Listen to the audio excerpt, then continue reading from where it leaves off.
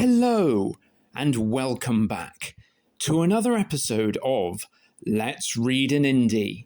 And for today's episode, we shall be perusing the book Legacy of Blood by Jessica Barberi.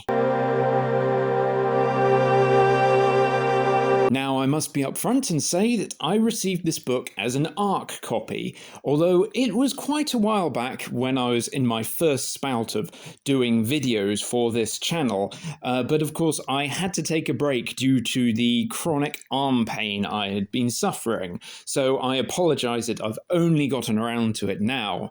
But just to let you know, I did receive it as an ARC copy, but that won't influence anything that I have to say. But the real question is, what is Legacy of Blood? Well, it is a low fantasy story, the first in the series Sons of Flame, which in itself is the follow-up to a previous series called Fires of an Empire. Now, if you're thinking, oh, well, if it's the follow-up of a series, I need to have read that first. Well, no, you don't actually. I haven't read it, and it in no way impeded my ability to read or enjoy the book. It's one of those things that actually might be interesting for me now to go back and read it and think, oh, there's that character. But it didn't require me to have read the previous series at all. You can still completely and thoroughly enjoy this book without having read them. And to begin with, we shall be looking at the characters, probably the most important part of the book. And starting off, we shall be looking at Kieran, or Chiron, or Siren. He is, from what I can gather, the main character of the previous series. But this is now set many years later, and he is the king of the region of Perinthia, and he rides a dragon and is considered a prophet because he rides a dragon. He is generally a good king who has brought prosperity to the land after some serious hardship, and generally I get the impression that he's an all-round good chap. However, being a good chap is not exactly what I can say about the next character, Ronan, who happens to be Kieran's son and the heir to the throne. However, if I was to describe him, I suppose the most succinct way would be to say he's like the spoiled son of a multi-millionaire today who has had whatever he wants. He seems to think that the world owes him, that it revolves around him, and just is very selfish, and for me, quite unlikable, which makes it very interesting that he is the main character of the story.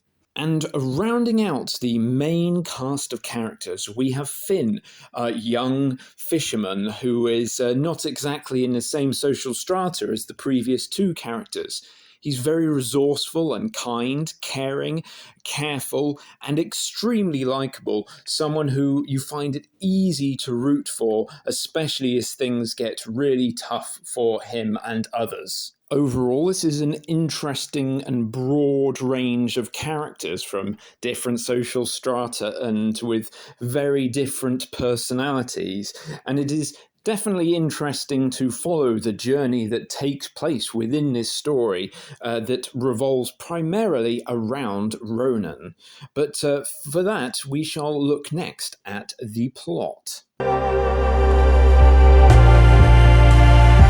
So when it comes to the plot, it is very much dependent on the character of Ronan, who, as I have mentioned, is the spoilt son of the king, and he is continually proving that he is not up to inheriting the throne. His character, his behaviour, all of it proves that he is very irresponsible and completely selfish and not thinking at all about the harm that he may do to others, which, I wonder if that's going to be important in the rest of the story. Hoping to rectify this, the king takes him on a very long and arduous hike away from the pampered life that he has lived, in which Ronan is not exactly happy to participate, but he has little choice as his father takes him via dragon to a much more remote region where key events from the past have played out.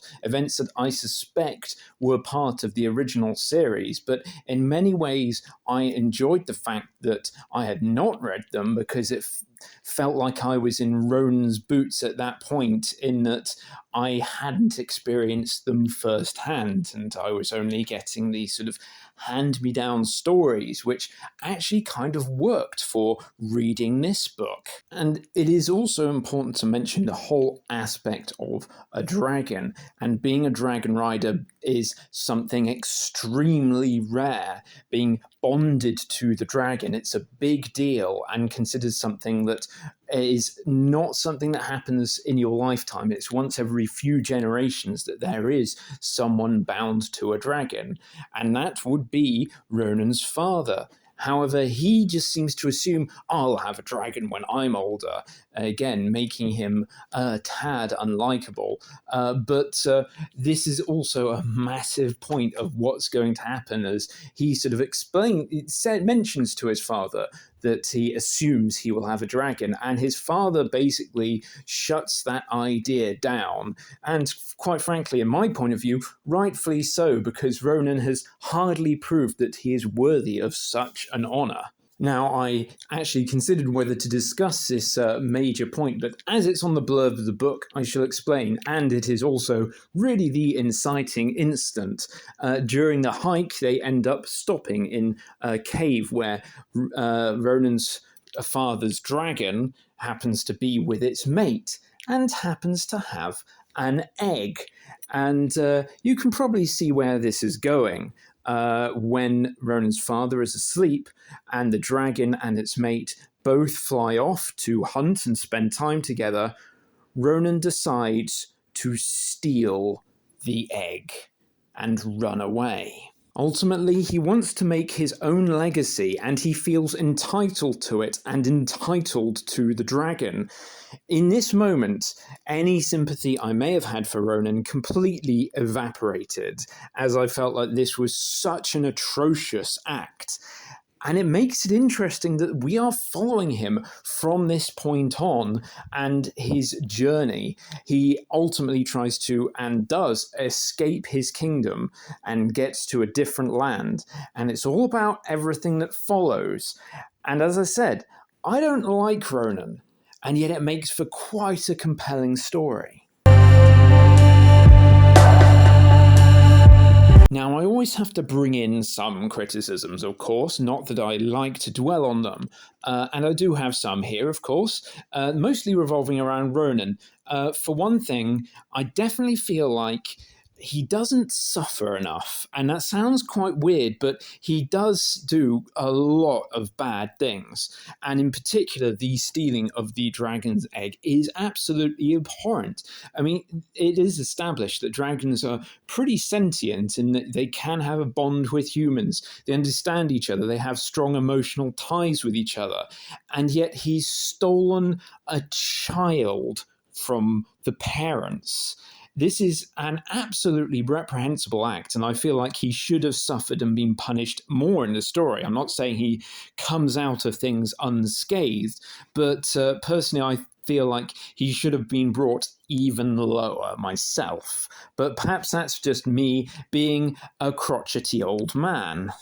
And another point of criticism I would like to bring up is in many ways an extension of what I just said, and there's a particular moment in which Ronan, has been caught, and he's done something extremely selfish that has led him into a predicament that involves him and someone else being flogged. However, due to him saying some things, it results in him being condemned to a more permanent fate. However, the frustrating thing for me is, even though the person who is giving out the judgments really doesn't like him, and decides upon this fate, he doesn't actually flog Ronan. And part of me is like, well, wouldn't he flog Ronan and then do this actual permanent solution to the Ronin problem, shall we say. And I do feel like this is one of the reasons why I feel like he got off light. I feel like it would have been better if he suffered the physical suffering of being flogged and then was left in that situation. However, these are my personal niggles, but ultimately, in general, I would say they're actually rather small and didn't actually interrupt my enjoyment of the story.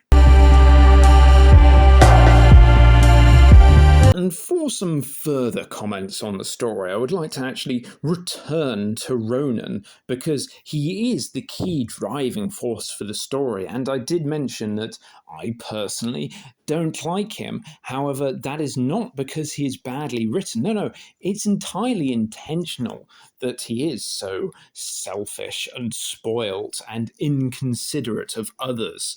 And that does make for an interesting and compelling protagonist who pushes the story along and makes things happen. And even though I am personally rooting for him to have his comeuppance, it actually makes it engaging to read, unlike, say, a badly written story where someone has created a character who they believe is the perfect person and whatever, but readers just cannot stand them because the author is self-inserted. This is entirely different. Everything about Ronan is intentional, and it is engaging and interesting. And he is not a static character. He does develop, he does change, which is even more interesting to watch considering the circumstances he is in and the low opinion you have of him right from the start. And in general, I would say the story has stakes that are less epic stakes and much more personal stakes, emotional stakes, even if they do involve a dragon egg.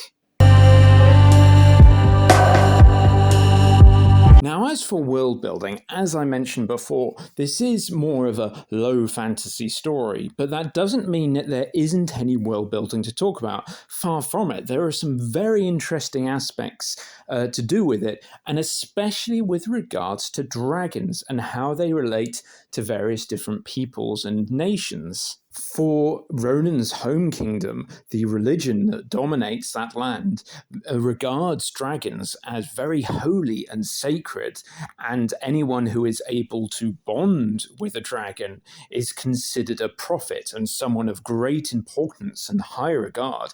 Hence, Ronan's father being in the status that he is considered a prophet, and he is the king. And Ronan, of course, because he is so selfish and considers himself entitled to it, wants to become bound to a dragon so that then he is of that high status as well. However, not every kingdom feels the same way about dragons. However, another land in which a chunk of the story actually takes place, called Dragmere, is a different matter entirely. Dragons are not held in high regard. They are not considered sacred. In fact, they are hunted, and being a dragon hunter is considered being someone of status and importance for some peoples, as Ronan discovers. And this makes for an interesting contrast between cultures in their attitudes to these great and magnificent beasts. Whereas some revere them, others see them as nothing more than beasts to be hunted and slaughtered, and for their parts to be sold as trinkets. And there is, outside of dragons, a very interesting little tiny bit. It's something that just happens once, and it's a very small thing, but I really appreciated it, and it just helped add some flavour to the world, and it's something I don't necessarily see enough of in fantasy stories, and that was to do with coins. Now, it's a very important aspect of how many coins does Ronan have when he ultimately runs away, and him using them. And there's just a moment when he uses some of those coins, and of course they're from a different kingdom, and even though they're based on some are copper, some are silver, some are gold, and of course back then when the coins were of those precious metals, the value was inherent in the metals, but they were still stamped with certain kingdoms' insignia and their mint, it is very interesting when he uses one with someone and they recognize that it's a different stamp on it of a different land. He says, I'm going to need more because it's going to be a hassle to trade with. And it's just that whole thing of different currencies and different kingdoms and how they work with each other. And there may be awkwardness with trading of them. And I just felt it helped just add a little bit of flesh, and I appreciated that moment. So, in conclusion, Legacy of Blood is an engaging read with an interesting protagonist who fiercely drives the plot of the story forwards. It is well written, and I was very much getting to a point when I had to find out exactly what happened next, which is always a good sign for a book. Now, there was a recently released sequel called Bonds of Scale, which I am definitely interested in reading at some point, as well as the original series set before this, considering how much I enjoyed this book, how well I thought it was written by the author. I definitely recommend Legacy of Blood if you are interested in this more emotional and character stakes-driven story.